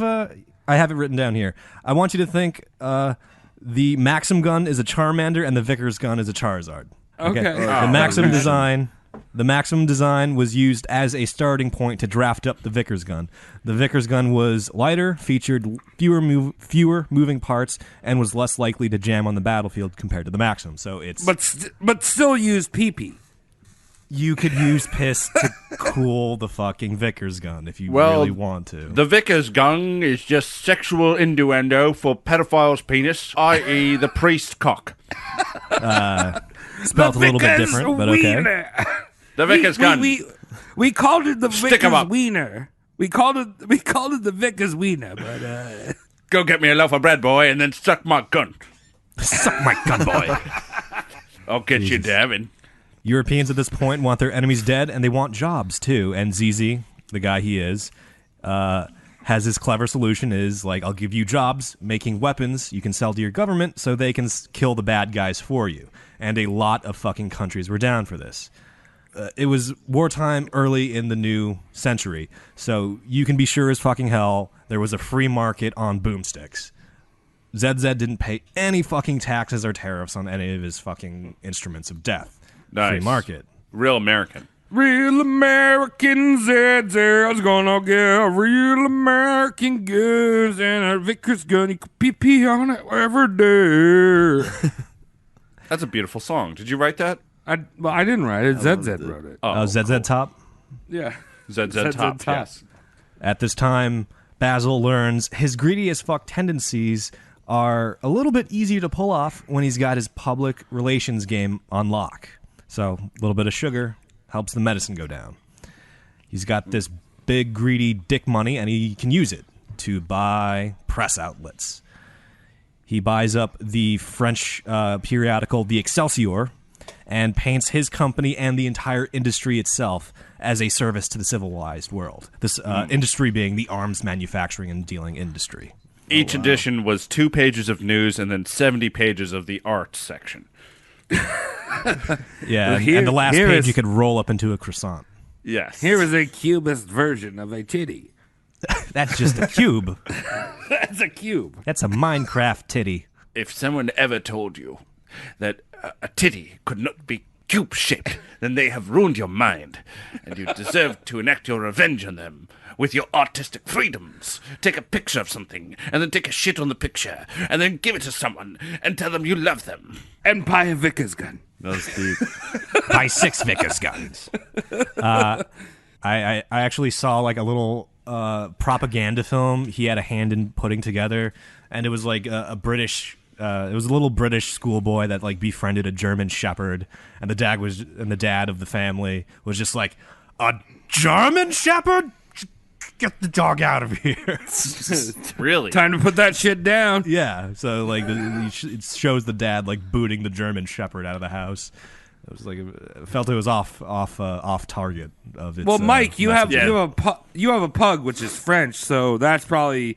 I'd imagine the bulldog. No, you have French Bulldog, don't you? Yeah, French bulldog. whatever, same thing. So Yeah, I'm same I'm assuming that the art of the time was a French bulldog with a massive Vickers gun dong, Oh yeah. and yeah. just shooting it at a fucking German shepherd. Those Not dogs a- are so horny all the time. It's crazy. My dog's always humping my leg and shit. Wait, are you It's talking about the fucking- French or the Bulldogs? bulldogs and the French. Okay. French bulldogs. Oh, a French bulldog is super horny. Yeah, you don't have a single vagina on your leg, so it doesn't make any sense. Yeah, you're safe. Into it. That's like the First World War. Doesn't make any sense. They're just shooting. They're just into it.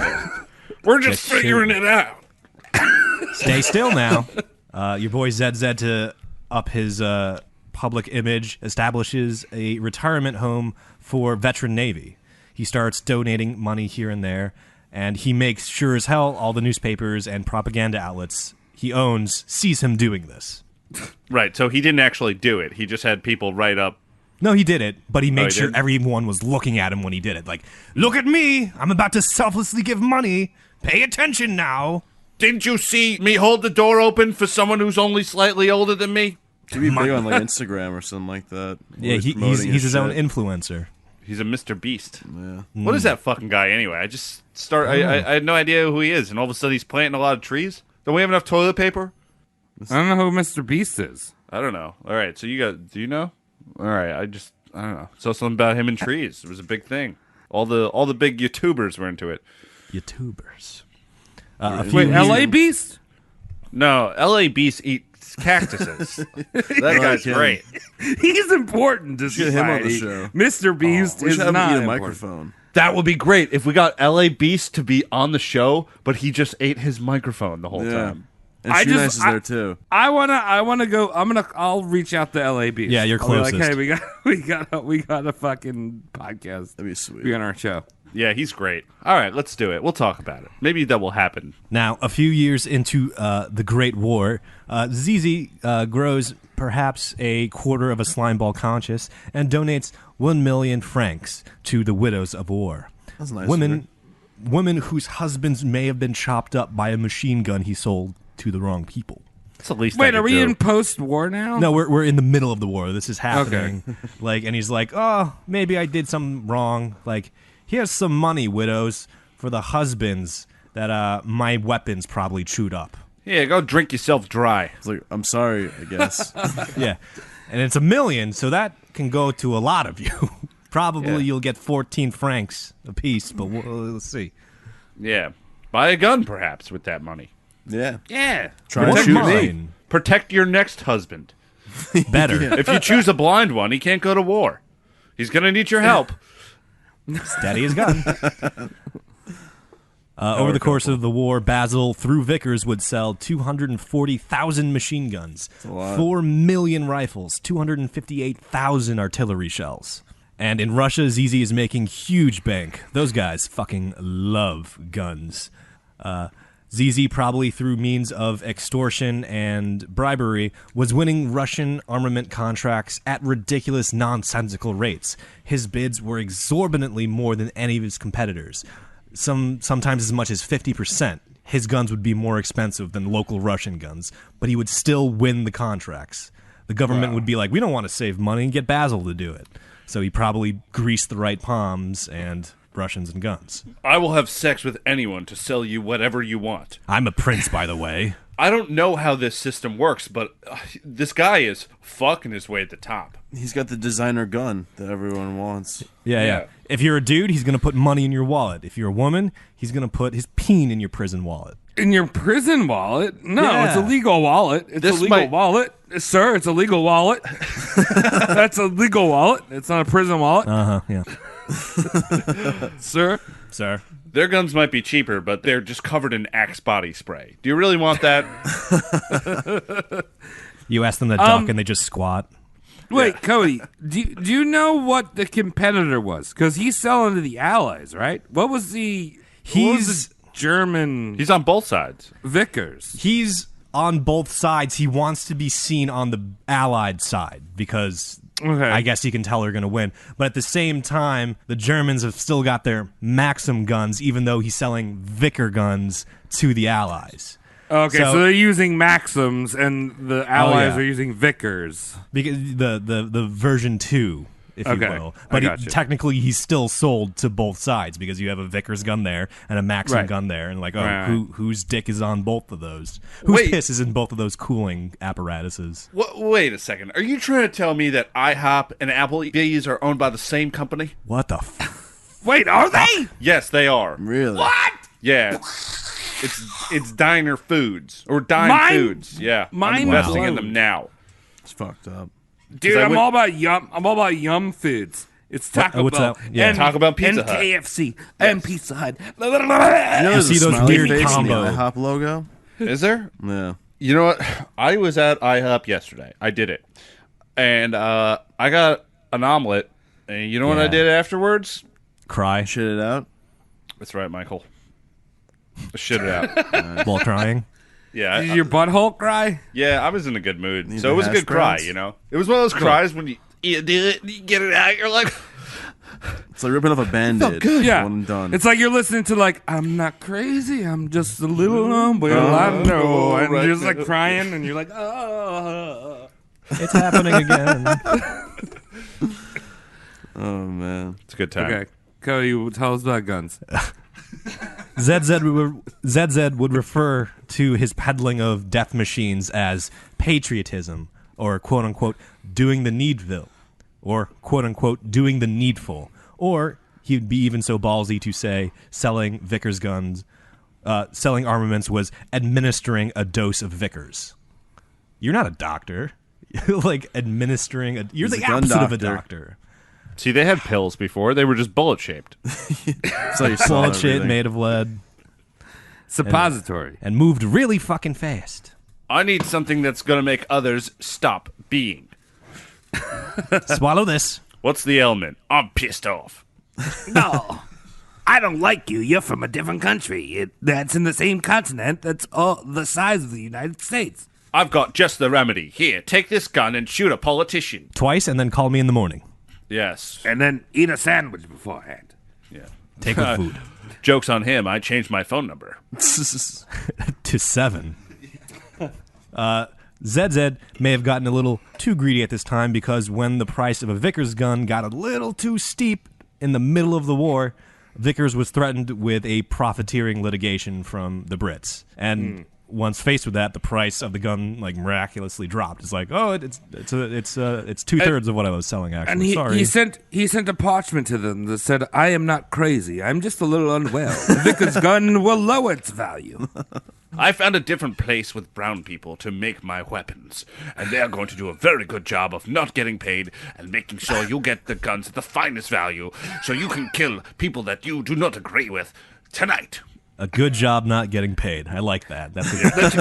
I want podcasting T-shirts made up. Just say that. Hey, you do a great job not getting paid. Thank you, sir. I mean, the appreciate funniest it. thing about the First World War is that it's literally two cousins fighting. Oh, It's yeah. like Britain and Germany, the royalty, were related through cousins. It's true.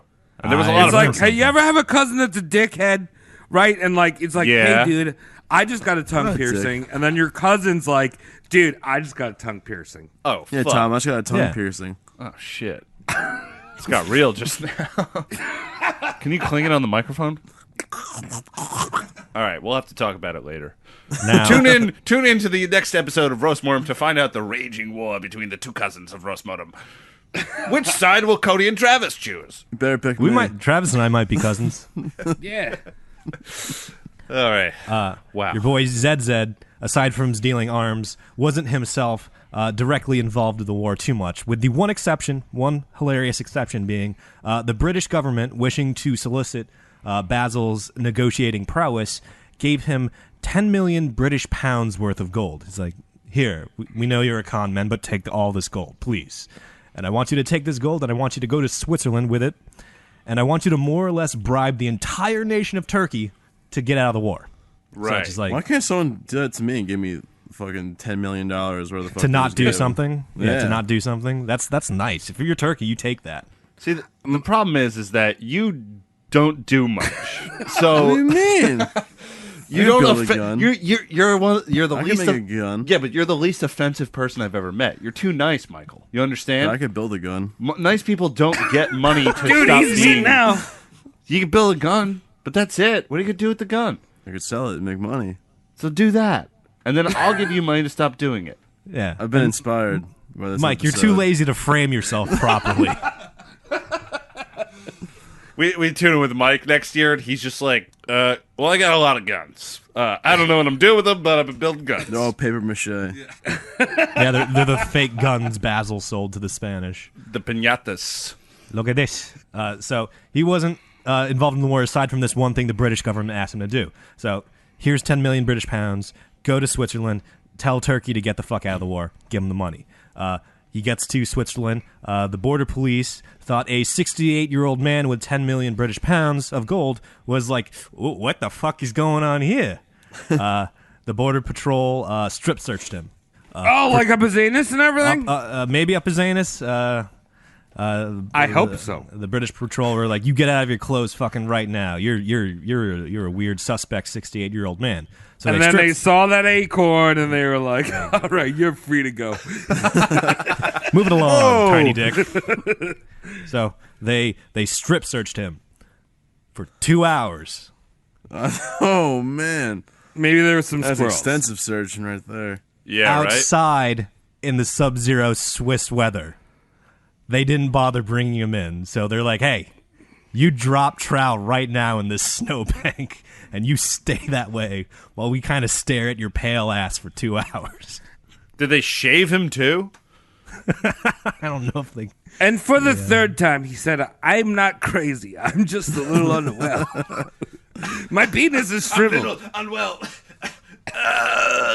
My acorn's so small. It's even tinier. It looks somewhat like a pine nut. Pignoli, depending on where you're from. After the entire ordeal, ZZ was eventually let through the border before he died of hypothermia. Basil, being pissed off, wrote back to England, and it's just like, "Hey, you're not going to believe what these guys made me do so I could do your dumb task." And he bitched the fuck out of Parliament and the Crown until he got fucking knighthood.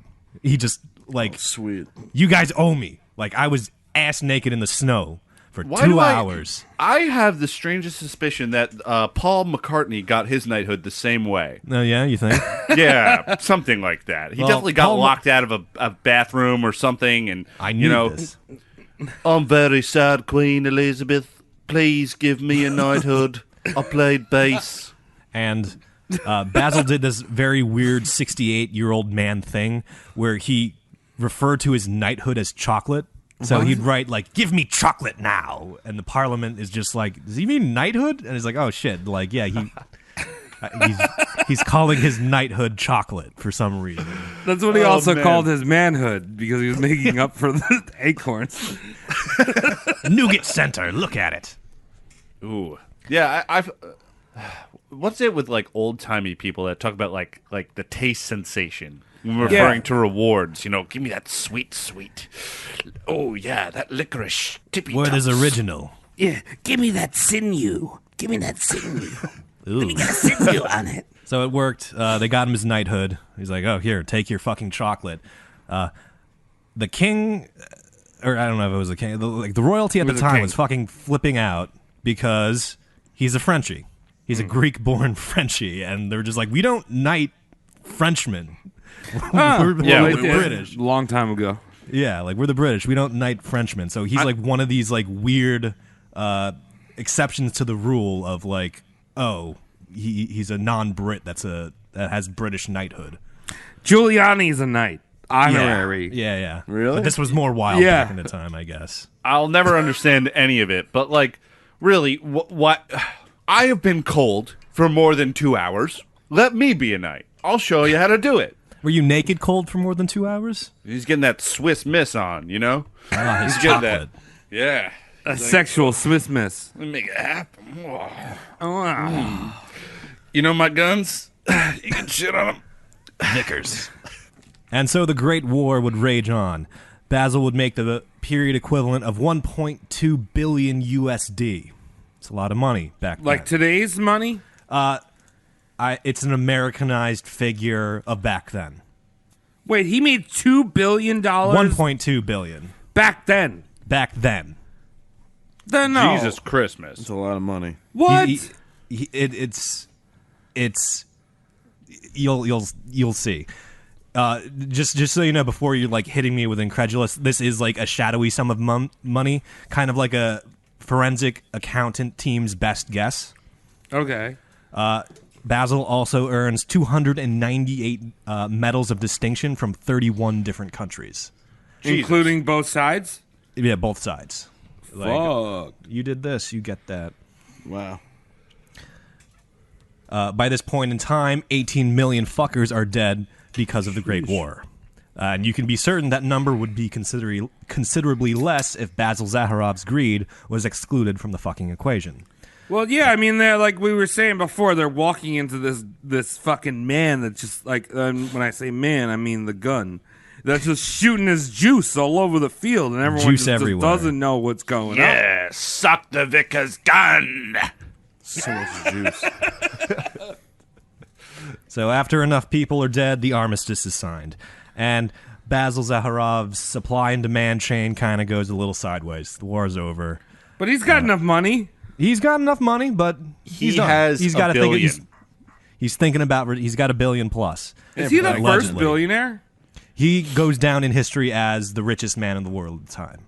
Really? Wow. Yes, Wow, we need more war so we can have more rich people. he right. he uses this fucking fortune to buy the Monte Carlo. Like all of it? A good amount of it. It was like 30. I think it was like 30% of the resort and gambling locale that is the Monte Carlo. So, like, when And- you see James Bean, and he's like, oh, dun, dun, dun, dun, dun, dun, dun, dun, and he's like shooting people in Monte Carlo. Like, that's that's the Monte man that Carlo. owns it. I don't know if he owned it at the time of that movie setting, but he bought a bunch of Monte Carlo and planned to retire there. He would not gamble as that was too rich for his blood. Monte Caramel. Oh, so he's a cheap rich guy. I know these. He's a Scrooge McDuck. He's like gambling. Oh, I don't have the balls for that.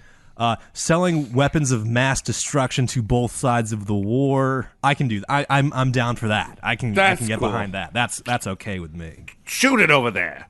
At the age of 74, he marries a Spanish duchess. His He farmer hasn't been wife. married beforehand? He's he's done his prince impersonation and gotten married before, and Oh, he's dunking the nuts He's into settling the anus. down. He's dunking settling the down. nuts into the anus. There's no vaginal penetration. There's only nuts in the anus. Wait, hold on, Cody. I Acorns. need to correct you. He What's did going get on? married once before this, but it was Yeah, only he to did. obtain a British passport. yeah, and he also married the Philly wife that was called Jenny Billings. But Right. that's when he was outed because he's not actually a prince. So like this is like his first settling down. Gotcha. Right. Yeah, so the- he's an actual like what I marriage. said. What I said. Like the nuts were in the anus, but Yeah. the dick shaft was not in the vagina. Verbatim what I have a fucking really Travis good said. visual now, Travis. Yeah, it's true love, like old Donnie and Melania. You know, that's real love. You have to go through a few. It's a story for the ages. yeah. Yeah. He gets comfortable and begins drafting his memoirs. There must have been some fucking spicy gossip up in that bitch because mid-penning it was stolen from like a shadowy figure. ZZ would eventually recover it with the help from the police, but soon after it was back in his hands, he said, fuck it, stopped writing it, and torched it. And this set off a fucking chain reaction as he decided to systematically torch his entire life's paper trail at that point. Oh wow. How do you know about him then? Yeah, right. How do Because you figure there's it two out? copies. There's two copies of the receipt. It was a fucking painful and painstaking process, but there's two copies of the receipt. He burned his copies of the receipts. This could have gone in a very different direction. Yes. You know, when he died, he could have just died on a bench somewhere. A couple people could have found him. Who's that? I don't know. Let's throw him out. And then Cody's like, "All right, I'll do the research on this guy. That This we're is gonna fine. Throw out." We're just about to throw this guy out, and out of the garbage can there comes a full episode of Roast Mortem. So he proceeds to burn more or less his entire life. Receipts, diaries, dossiers. This quote-unquote life burning lasted an entire 2 days. Really? He Yes. has that much paperwork. He well, has thank that God much for computers. paperwork. 'Cause, I can destroy my entire life in a matter of seconds. I got no cloud connection whatsoever. Leave me alone. Have you ever seen those videos of those people that are like, boyfriend breakup day? And like they throw out all their fucking like boyfriend letters into a fucking fire? Yep. Those are all made up. They wrote them. Boyfriends don't write No, letters. I don't write. Boyfriends don't exist. I don't write letters. That's basically what this is. Boyfriend, but boyfriend is World War One. Yeah, and his shitty life is his boyfriend. He was great while you had him, but then you found the second one, just started calling him boyfriend number one. It was the Great War, and now it was the Great Boy, and now it's just the first boy. Yeah, just calling a significant other like, "Hello, girlfriend 2." Like, the Great One, the war to end all wars. But then the giant dong of World War II came around. And we forgot about the Great War. I guess we should start numerizing these. Let's do Roman. Back-to-back champs. Woo! Yeah, okay, so imagine like World War 57 when it doesn't make sense to use Roman numerals anymore. Dude, that's what the world is not Final Fantasy, Cody. Shut up. Okay. So, this life burning lasted for an entire 2 days, and the servants working for ZZ at the time were afraid the mansion was going to be fucking burnt down because of how much shit he's throwing into the fire. It's like taking up the entire corner of the parlor. Like, wait, didn't you do this when you were like 7? Set your house on fire? Set people's houses on fire? Don't you want look at that? Don't you want a full circle? It's a Citizen Kane moment. He becomes the richest man, and he's like, I win. Look at my acorn. And also, My Chemical Romance is making a reunion. So yeah, they're back. There's gonna be a lot of things that are gonna happen. Fuck them, future. Sky High. I like that one album they had. You're gay. What do you wear? A trombone outfit with like fucking like you in World War One? Well, yeah. Yeah, of course. Perfect. Who doesn't Well, wear why that? not? Who doesn't wear that? That's a sign of manhood. It's a rite of passage, god fucking damn it. You wear one of those. You wear one of those into a loaded IHOP. They're getting you a table real quick. It's very They'll true. they'll fucking kick Kanye right out of that IHOP to make room for you. Yes. Ask the question. How is Zeb die? Sir Basil Zaharoff died in his comfy Monte Carlo residence of a simple heart attack in 1936 at the ripe old age of 87. So this long guy did life. not get his comeuppance. He didn't get shot in the penis. He didn't get shot in the dick. The Acorn, thank you. In the butthole. He just got dead of heart attack. His Spanish Duchess wife suddenly died 2 years into the marriage. Maybe that was some kind of greater fate shitting on him. Yeah. What'd she die of? It just says an infection because it was like 1934. Well, Yeah, she had Victor's toothache. infection. So no coming back from that in 1930s. Nope. Can't do that. Yeah? And like most ill-gotten fortunes, his fortune mysteriously up and vanished just after his death. Just like, whoops, it's gone. Someone took it. I don't know. That's a lot of money to just be gone now. Yeah, right. That's like the cost of most of the countries in the world. Oops, where'd it go? No one knows. I did a service. I deserve this money. Yeah, who owned all the Monte Carlo then? I don't know. I don't know how his last will and testament unfolded. Some folk in It's parts probably of the the world, Rothschilds. Probably. David Lee Rothschild. Like, yow! Yeah, I drive an ambulance. And to some folk in parts of the world, he's still hailed as a savior philanthropist. It's just like, that's the guy that gave my grandpappy a gun so he could make this country free still. That's the guy who gave my great-grandmother a bottle of wine when her husband was killed, and then she got knocked up by a homeless man, and now I'm here. Thank you, World War One, and You made me. and You are- ZZ Top for producing me. It's a beautiful story. His acts of charity know no bounds. His Did acts this man of impregnate destruction. as many people as he killed? No. Oh, okay. I'm checking. I don't think a man could survive that much impregnation of others. Well, I mean, You prove me wrong. You write in. You prove me wrong. I'll go through the motions for it, but I don't want to Instagram impregnate it. Yeah. Yeah. Well, Cody, thank you for bringing in Zaharoff. There you go. Basil Zaharoff. Zaharoff. Sir Basil Zaharoff, the Merchant of Zaharoff. Death, European man of mystery, Billy Mays of World War I. Unbelievable. And there's more. There's not. That's Yeah, the there's end. no more. I Yeah, want we're to done. say it. Yeah. You beat me He to looks it. a lot like what's his name? Let's see what it Varg looks like. Vikernes from Burzum, the guy who. There's only like 6 pictures of him. There's only like 6 good pictures of him. It's fucking weird. Thanks, Cody. Yeah. For painting more, you're welcome. It's always like him in a hat with like his beard well trimmed and like a totally generic like burlap coat, just totally not looking like the fucking scum gizzard he is. It's great. I love it. All right. Well, awesome little character there. I had no idea he was a real person No, until me you brought neither. him to my attention. So Interesting. Yeah. good research there. It was a little tricky what with the life burning and not, but we hung in there. We did it. All right. Guess what? thanks World for- War One was terrible. The Great The War end. was shit. Yes. So thanks for listening to the Roast Mortem coverage of Basil ZZ Top. Yep. Yeah, find us on social medias. We all have Instagrams, or we have one Instagram. I don't know. How's it working? I got Twitter, Sanch. I got I got Twitter's. I got Instagram and Twitter. You can find me at Travis Legion with 2 EGNs. I'm Cody McCann on the Twitter. I'm off the grid. Oh, That's Mike, fine. Mike is always off the grid. He's like ZZ Top Boy, and he's Yeah. like, guess what? Just fucked your wife. Gonna leave everyone behind. Yeah, basically, yeah. I want to grow my beard out kind of this winter. You should, man. You got a good beard. But Patreon, do that more. Patreon.com/roastmortemcast. Check out our Teespring. Also We need a got picture of my shirts. beard. Do that too. Oh yeah, we have shirts. You got shirts? Yeah, dude.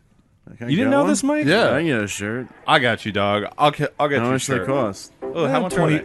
25 bucks? 25-ish. Ish? Yeah. I got you. Here. They're second tier quality. It's not the cheap shit. We got them in there good, and we had an amazing artist for them. Thank you, Thomas. Oh well, you guys, you're the best. Also Gabby. Thank you, Gabby. Yes, Gabby did the little banner, Danky Shane, the cute one, the one you would wear in front of your parents, and I did the ultra-violent severed heads on the witch doctor design, and I'm very happy with it. And also, I got the beach towel, and it looks awesome. Yeah. Oh, can I get a beach towel? Yeah, send us Yeah, a we got a picture beach of your towel. naked body. think Oh I my want God! that. I dropped the beer, naked body wrapped in the beach towel. Get him a beach towel. Yeah. All right. I need Anyway. a beach towel right now. That'll soak up spilled beer. Yeah. Ha! All right. Bye, everyone. He's just got to mop up some beer now. Thank you, Shane. Good night, everyone. Guess what? Thank you.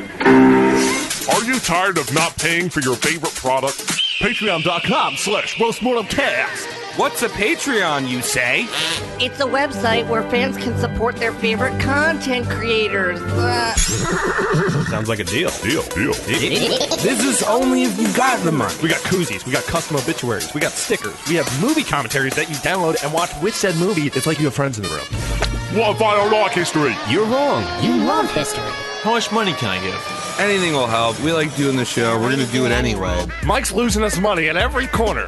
Roast Mortemcast is here to help you take a load off that wallet. It's all been arranged just for us to get your money. I'm telling you that you need to give money to Roast Mortem Podcast so we can do it even better. Are you tired of exploiting these four men? Or you could even sponsor. You got a stupid-ass business? I'd love to talk about your business. I'm too busy to read. Where can I find this podcast? So call today at patreon.com/roastmortemcast. That's ROASTMORTEMCAST at patreon.com/roastmortemcast. Yeah, if you want to buy me a beer, that's cool too,